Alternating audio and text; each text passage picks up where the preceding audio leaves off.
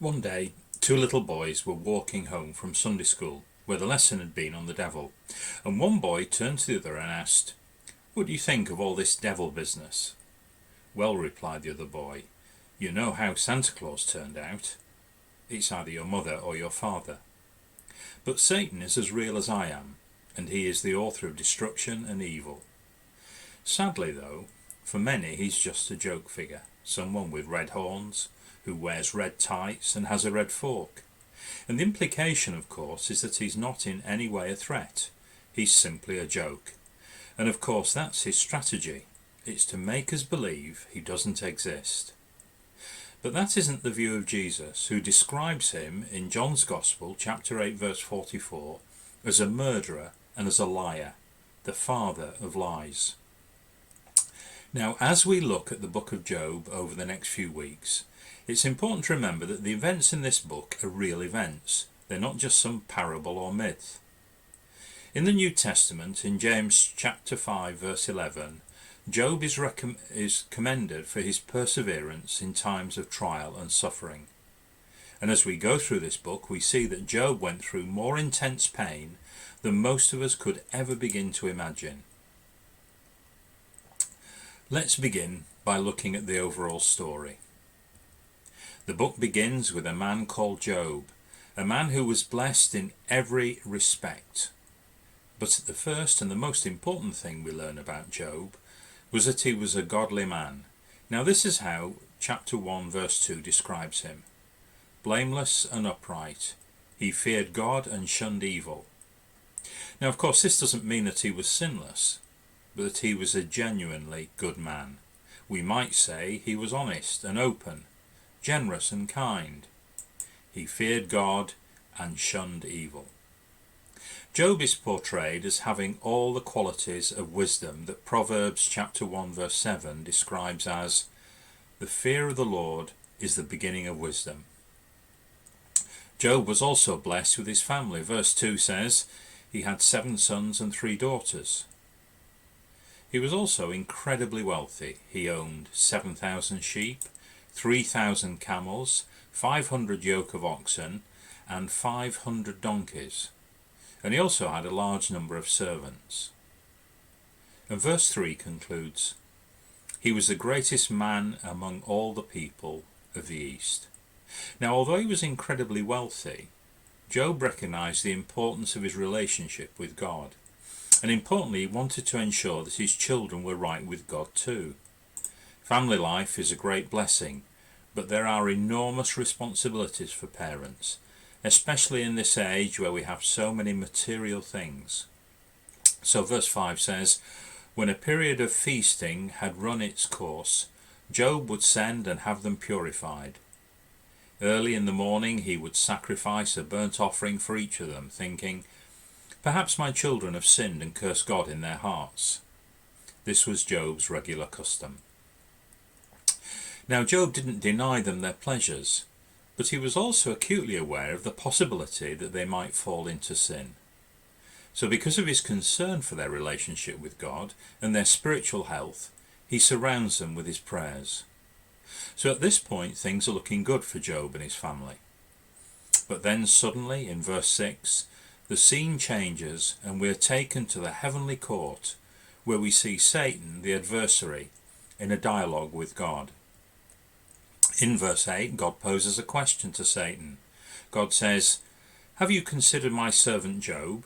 There is no one on earth like him. He is blameless and upright, a man who fears God and shuns evil." To which Satan replies in verse 9, "Does Job fear God for nothing? Have you not put a hedge around him and his household and everything he has?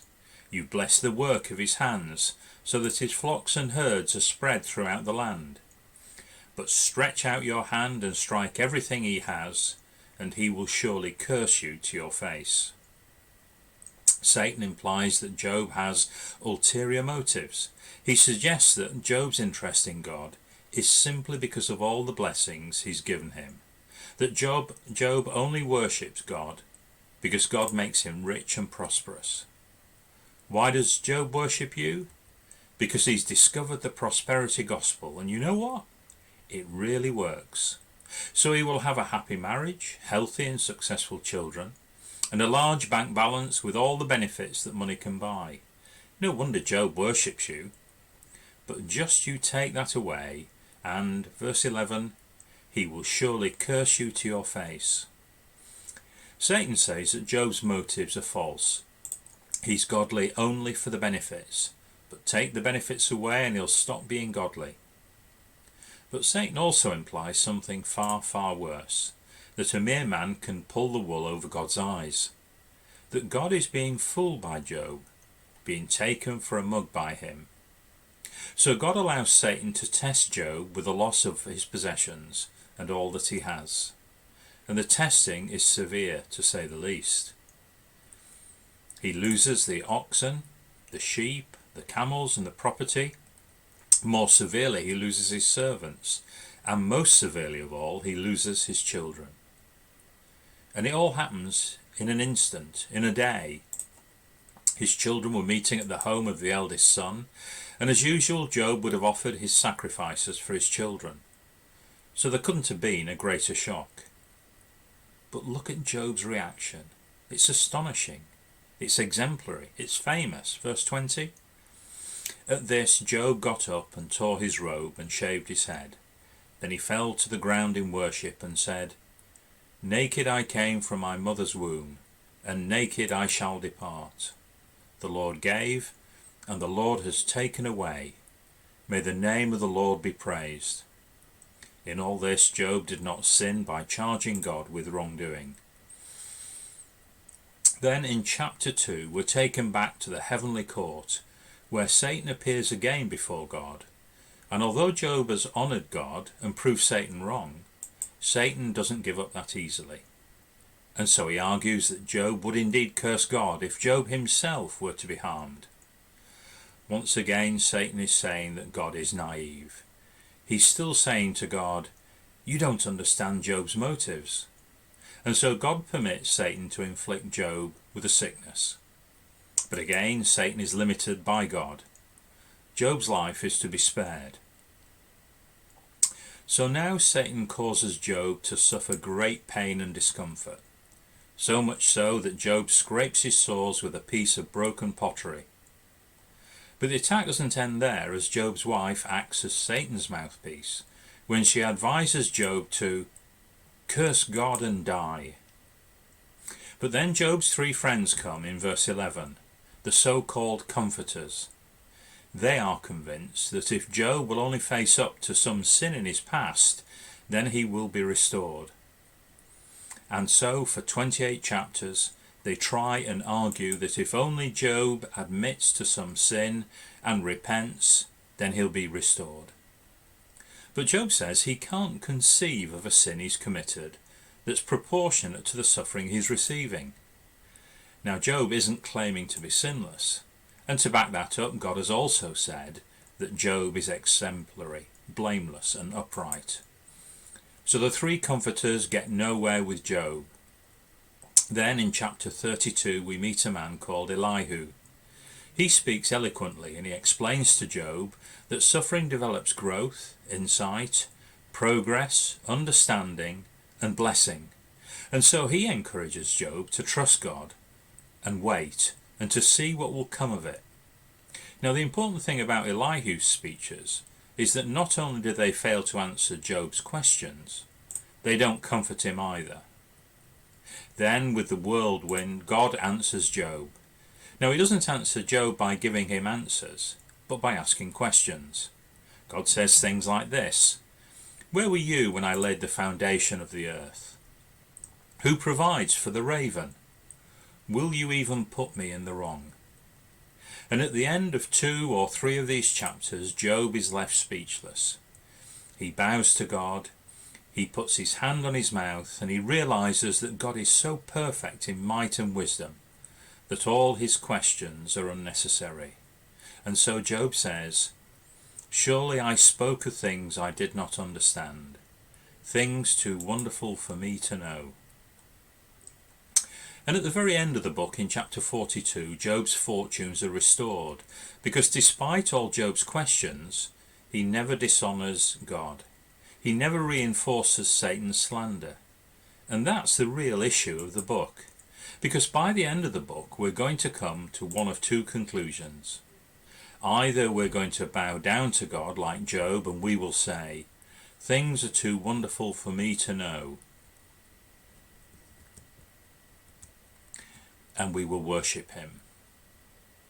Or we'll continue to say, "Why, why, why?" Now let me just say a quick word about the structure. There's an introduction, then a cycle of speeches, and finally a conclusion. After the introduction, the three comforters come and they look backwards. They say to Job, "If we want to find the solution to your suffering, then we must find the sin." They have the view that suffering and sin are directly related. And they fit their preconceived worldview over Job's situation. Next, the young comforter Elihu comes, and he looks forward, and he says it will all become clear in the end. But ultimately, Job only gets satisfaction when his relationship with God is assured. From a biblical point of view, that's the greatest blessing that any of us can have, an assured relationship with God. Job's experience is suffering in its severest form. And I guess that most people, if asked what the book was about, would probably say, suffering. But it's not just about suffering. Suffering is very real in the book, but suffering is simply the vehicle that's used to bring us the message of the book. Nowhere in the book do we find the answer to suffering. It would be great if we had a solution to the problem of suffering. It would be fantastic if we could have an answer, so that when anyone raises the problem of suffering, we could just reel it off. But we don't.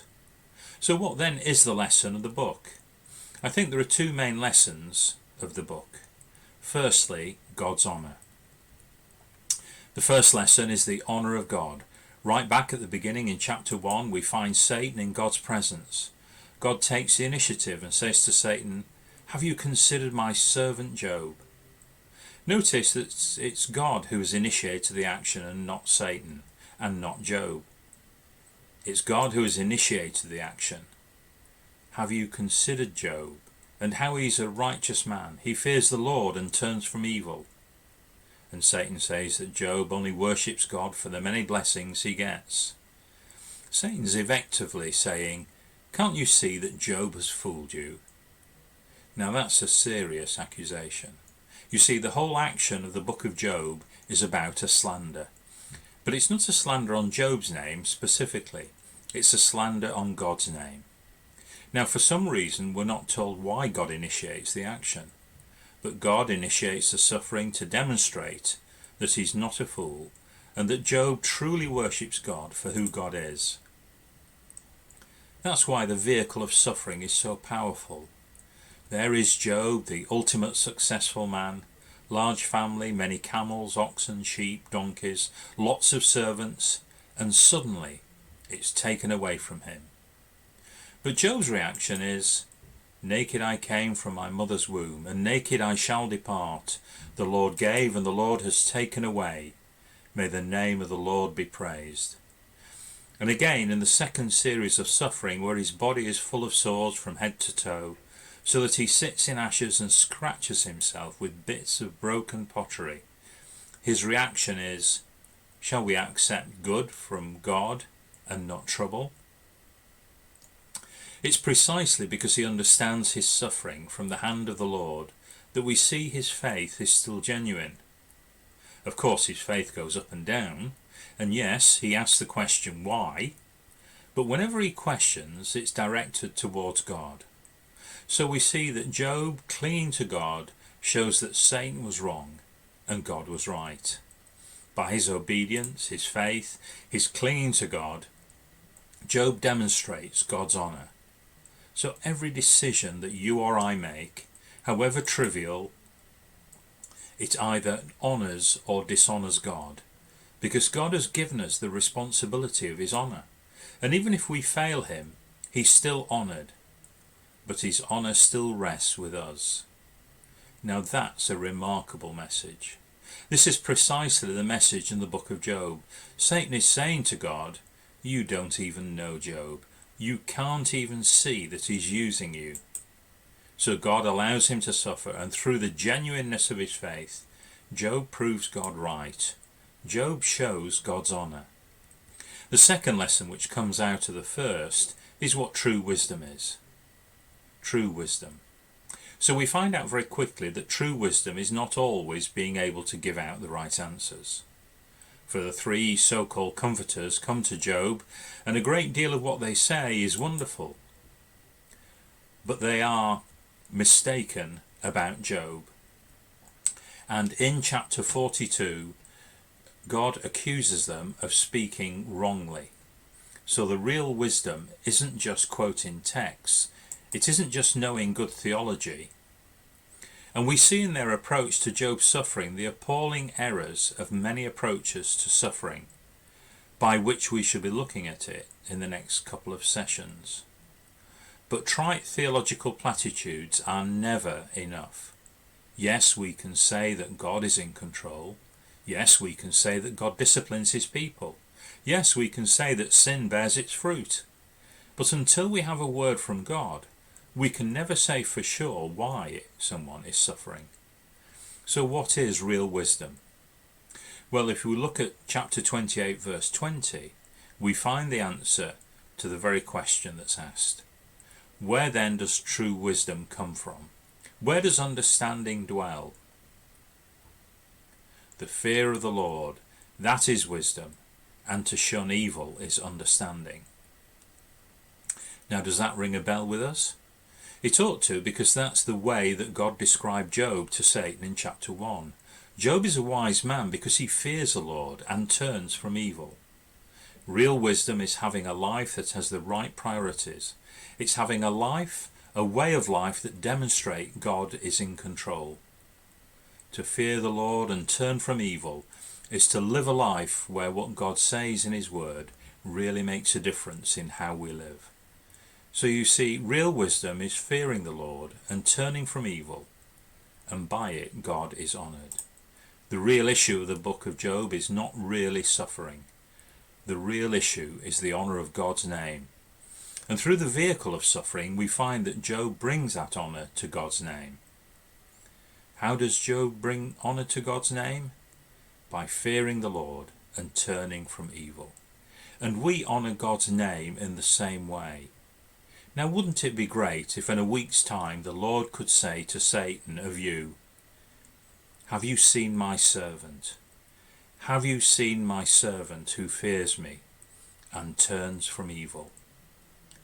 Wouldn't that be great?